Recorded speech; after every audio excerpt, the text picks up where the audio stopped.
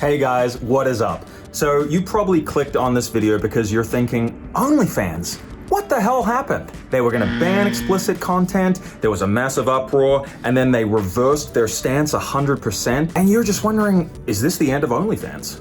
Well, I'm not just saying this because I don't want to bite the hand that feeds me, because I have been a six-figure OnlyFans content creator, but my honest feeling is absolutely not. Not just OnlyFans, but all kinds of subscription-based sites. And if you're watching this video, you're probably thinking about starting a subscription-based site for yourself, or you already have one and you want to grow it and make it even more profitable. Is OnlyFans going to be a dominant force for the rest of the decade? I have no idea. I don't have a crystal ball. Remember when Napster was the coolest place to be on the internet, or MySpace?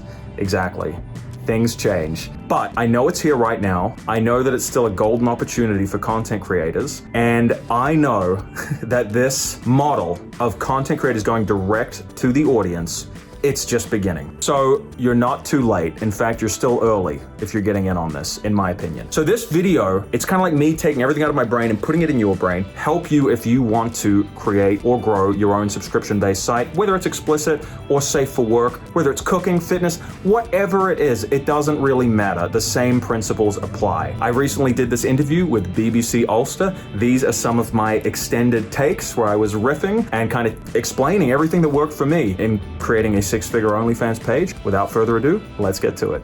I transitioned to OnlyFans from YouTube because I wasn't making any money from YouTube. This was the start of the pandemic, and I literally would not have been able to survive if I didn't find an income stream. There were no acting jobs, there were no directing jobs, which is what I usually do for money. I was broke and I had to make money. Yeah, I think what you're asking is, what is the magic source of OnlyFans? There is a magic source, and you know, it's this saying, controversy creates cash. OnlyFans has an infamy and a controversial aspect to it that other platforms don't, and I think that's why people turn to it en masse, particularly during the pandemic. It had the highest awareness. I was hearing about it all the time. I was seeing it in memes, and once I realized you could do a safe for work page, meaning you don't have to be an adult content creator, you can have a fitness page. Once I realized that, it was a no-brainer. I just thought, this is the hottest platform in the world right now. I'd be crazy not to give it a shot, because you're actually getting paid for the content. I mean, look, I still love YouTube. I'm making a YouTube video right now, but essentially what you're trying to do is get paid to have some little ads running through it. It's no different to how television's been for decades. The exact same thing, same model. With OnlyFans, no, it's not an advertisement. You're actually paid for the content. So I think it's actually more pure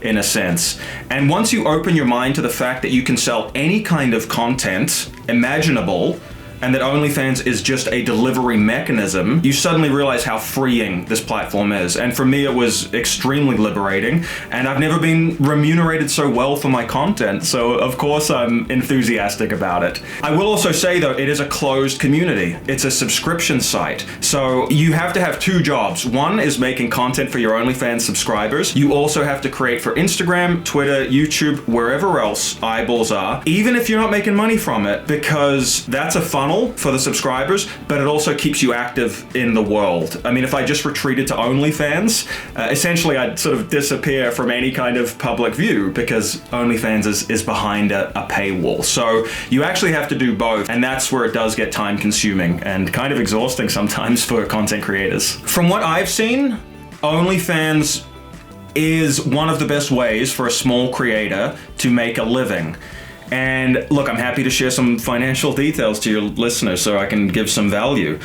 Even with 150 subscribers, you know, I've had months where I make $6,000 US. So that's a tiny number of people. And yet they're my most enthusiastic followers. They're high paying. They're passionate about my work. They've subscribed for a long time. So I'm essentially able to monetize the super fan, as they call it. You don't need millions of fans like you do on YouTube to make a living. With OnlyFans, you can have dozens or hundreds and make thousands, and that is the big difference. I have to be honest and say I'm not sure if there's been any negative effect on my core business, which is acting and directing. The reason I'm not sure is that I started OnlyFans during the pandemic, and basically Hollywood shut down. So people weren't really working anyway. You know, there weren't really acting and directing jobs going on. But I will tell you, I mean, I just shot a global television commercial, you know, for a major brand in the last couple weeks. I still audition as much. And, you know, I've been very clear that the main focal point of my OnlyFans page is fitness. Maybe I'm an eternal optimist, but my honest answer is I don't think it's going to have any effect but a positive effect on my acting career, my directing career,